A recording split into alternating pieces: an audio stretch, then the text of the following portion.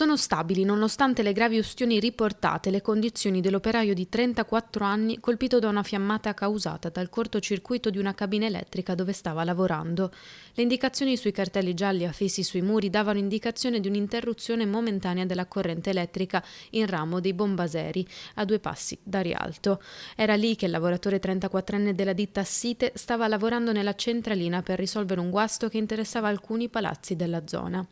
Nonostante il dipendente dell'azienda bolognese che opera nel centro storico di Venezia e a Mestre fosse dotato di tutti gli ausili e le protezioni previsti dalla legge, il cortocircuito che ha dato origine alla vampata di fiamme e scintille non gli ha lasciato scampo.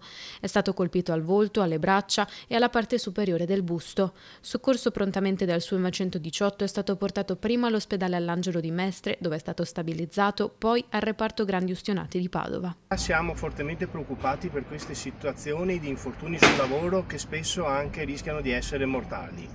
Nonostante i tavoli aperti con le istituzioni, prefettura, Spisal con le forze dell'ordine, evidentemente qualcosa non sta funzionando. Indaga lo Spisal, presente sul posto insieme ai tecnici, per capire l'esatta dinamica dell'accaduto. Sarà infatti l'organo di sicurezza a stabilire se il corto sia stato un evento improvviso e non prevedibile, oppure se ci siano alcune responsabilità legate alla tenuta della cabina o alle condizioni dell'impianto, e soprattutto se l'operaio della ditta in subappalto Perennial fosse davvero autorizzato a intervenire. Dobbiamo metterci tutti qualcosa in più a partire dai datori e anche con la formazione per i lavoratori affinché ciò non succeda. Non ci dobbiamo più permettere che un padre di famiglia, un figlio vada a lavoro e non torni più a casa dai propri familiari. Dobbiamo agire tutti con tempestività.